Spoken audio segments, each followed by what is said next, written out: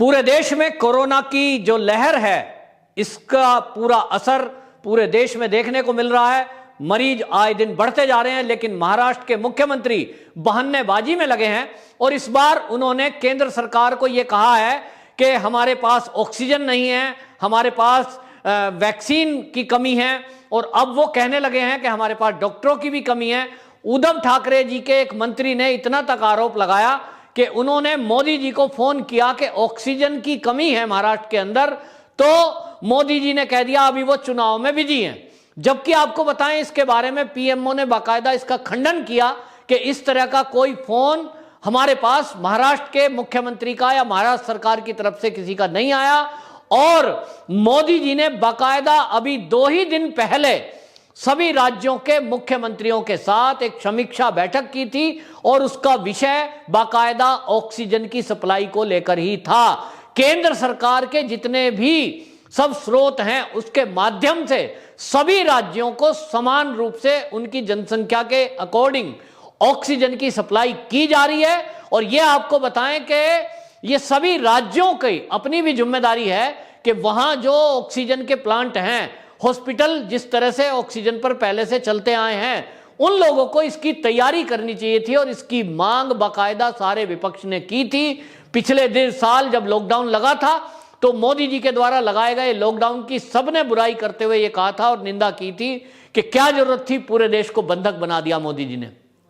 और इसलिए केंद्र सरकार ने तभी तय किया था कि अब आप स्थिति संभल गई है, वैक्सीन बन गई है, तो आप सब राज्य अब अपने अकॉर्डिंग इंतजाम करें, क्वारंटीन सेंटर खोलिए, आप अपने पास अस्पताल खोलिए और दवाई का इंतजाम करें। आप आजाद हैं। जिसको लगेगा लॉकडाउन लगाने की जरूरत है, लॉकडाउन लगाना, जिसको जरूरत है नहीं लगाना तो नहीं लगाना। इसी तरह वेंटिलेटर खरीदने के लिए आप अपने बजट को इस्तेमाल करके खरीद सकते हैं।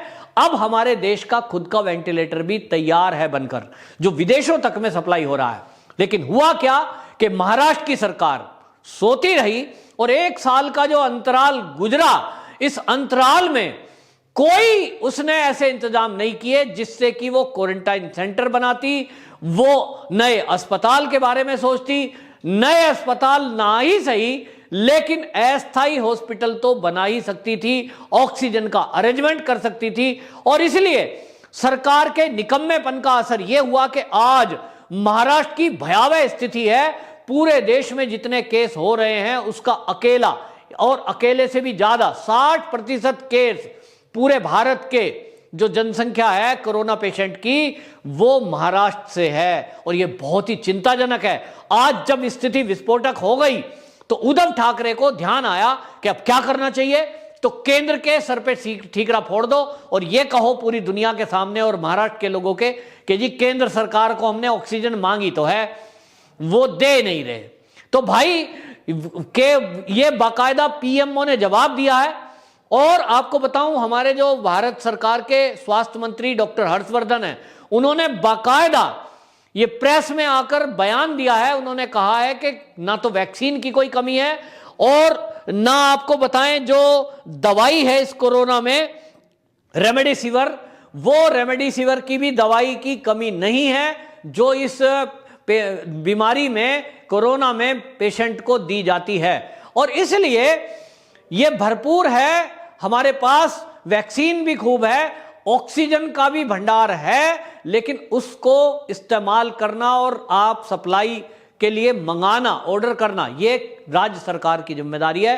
ये राज्य सरकार इसको अपने आप देखती, लेकिन हुआ नहीं कि महाराष्ट्र सरकार ने इसका अरेंजमेंट किया हो।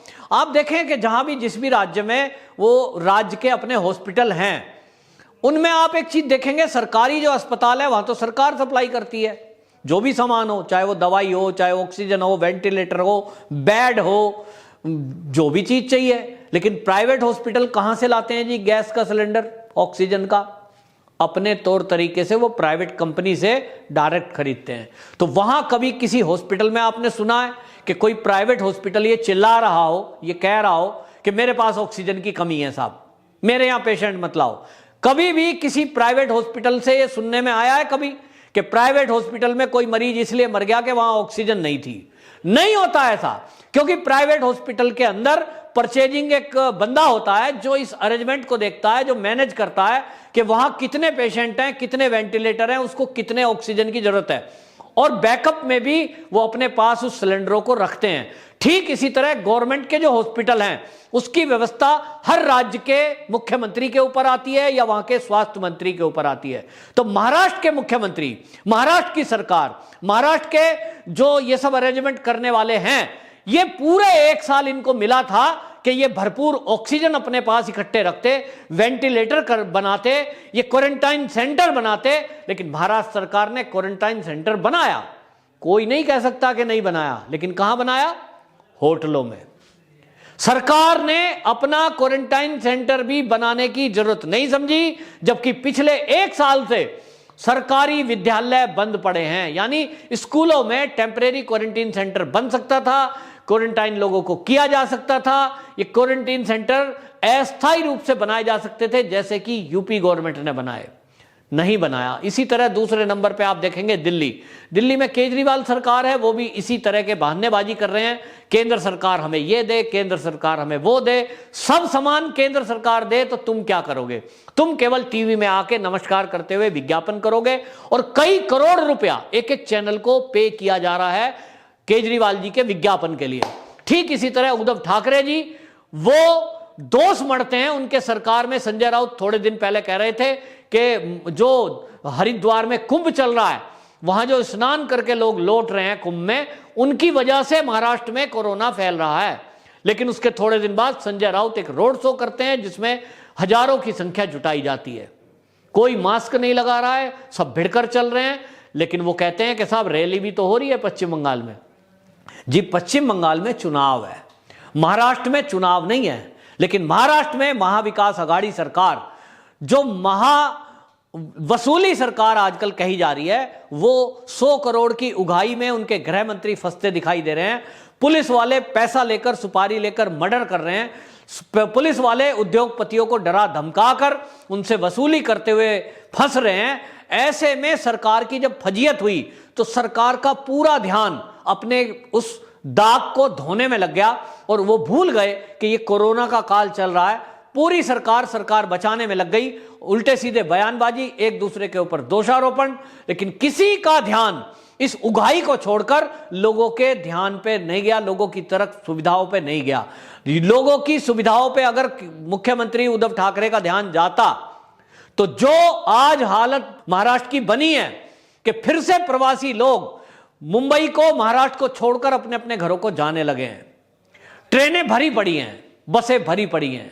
लोग मुंबई में, महाराष्ट्र में रहना नहीं चाहते, क्योंकि मौतों का इतना सिलसिला बढ़ रहा है कि लाशों के शमशान घाट में अंबार लगे पड़े हैं। हॉस्पिटल के अंदर जगह नहीं है। लोगों को अब सड़कों पर भी इंतजार करना पड़ रहा है अपनी बारी का, लाशों को जलाने के लिए। यह हालत महाराष्ट्र में जब लोगों ने देखी तो उनको लगा इससे तो हमारा गांव ही अच्छा है। और जो सरकार आप देखिए, जिसको केंद्र सरकार जो मदद मांग रही है, उद्धव ठाकरे जो मजाक बना रहे हैं। नवाब मलिक ने बयान दिया कि मोदी जी के ऑफिस में संपर्क किया गया मुख्यमंत्री द्वारा, तो मोदी जी के ऑफिस से ये पता लगा कि वो तो बंगाल के चुनाव में व्यस्त हैं और वहां से आने के बाद बात करेंगे, चाहे इतने दिन में लोग मर जाएं। किस तरह का भद्दा मजाक और एक झूठ वहां के जो अल्पसंख्यक मामलों के मंत्री हैं नवाब मलिक, उन्होंने बोला है। उनको शर्म नहीं आई इस तरह का झूठ बोलते हुए, मोदी जी के नाम पर झूठ बोलते हुए, जो देश के प्रधानमंत्री हैं। लेकिन पीएमओ ने इसका खंडन किया और उन्होंने कहा कि इस तरह की कोई बात हुई नहीं है।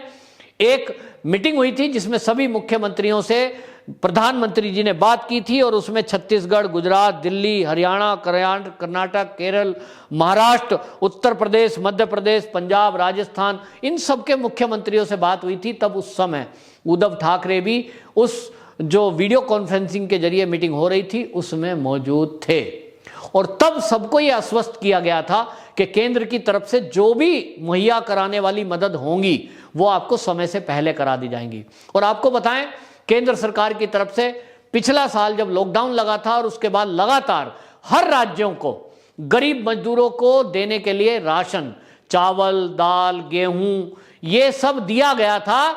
महाराष्ट्र ने उस दिए हुए केंद्र सरकार की मदद के गेहूं, चावल, दाल उन सबको गला दिया। और आपको बताऊं कि लगभग 300 टन चने की दाल उन्होंने वहां गोदामों में सड़ा दी। ये मुंबई महानगर की बात आपको बता रहा हूं। और वहीं पे आपको बताऊं 18 टन जो है तूर दाल और 50 टन गेहूं, ये सब वहां गोदामों में सड़ गया। उसको गरीब लोगों को जिनको देना था इस महाराष्ट्र की सरकार को, उनको वो बांट भी नहीं पाई। तो अब वो ऑक्सीजन मांग रही है, क्या कालाबाजारी करने के लिए? वो रेमडेसिविर मांग रही है, क्या कालाबाजारी करने के लिए?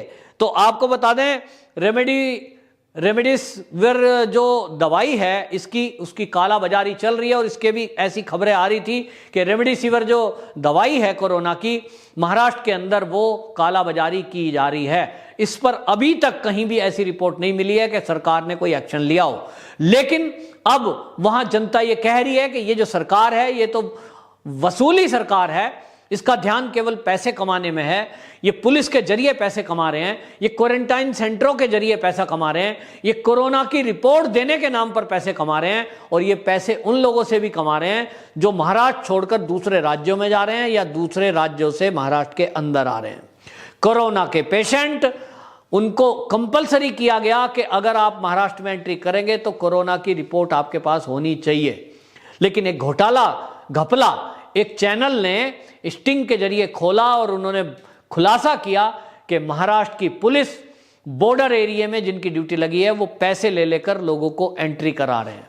यानी कोरोना का पेशेंट कोई भी हो, किसी भी राज्य से आए, वो वहां आ सकता है। रिपोर्ट फर्जी हो तो भी आ सकता है, केवल उसको पैसे देने हैं और पैसे लेगी पुलिस। और पुलिस का कहना है कि इस पैसे को वो वहां के जो गृह मंत्री थे उनको देते थे और ये 100 करोड़ रुपए थे। तो अब इसकी जांच चल रही है हालांकि सीबीआई से। लेकिन इतना जरूर तय है कि कुछ घपला घोटाला तो महाराष्ट्र के अंदर चल रहा है। और अगर महाराष्ट्र की सरकार समय से जागी हुई होती तो जो विस्फोटक स्थिति कोरोना पेशेंट की आज महाराष्ट्र के अंदर है वो ना हुई होती। और आज उद्धव ठाकरे जब बुरी तरह फंस गए हैं, महाराष्ट्र की जनता उनसे पूछ रही है और मदद की गुहार लगा रही है और वहां लाशों का अंबार लग रहा है, ऐसे में उद्धव ठाकरे मोदी जी के ऊपर इसको टालना चाहते हैं और महाराष्ट्र की जनता से मुंह छुपाकर वो झूठ के सहारे ये लोगों को बताने की कोशिश कर रहे हैं कि मैंने तो ऑक्सीजन मांगी थी, मैंने तो वैक्सीन मांगी थी, मैंने तो दवाई मांगी थी, मोदी जी नहीं दे रहे हैं। भाई, इस विस्फोटक स्थिति में केंद्र सरकार कहां से लाएगा? उनके पास संसाधन क्या है? केंद्र भी राज्यों में, अलग अलग राज्यों में लगे हुए प्लांटों से ही तो इकट्ठा करती है।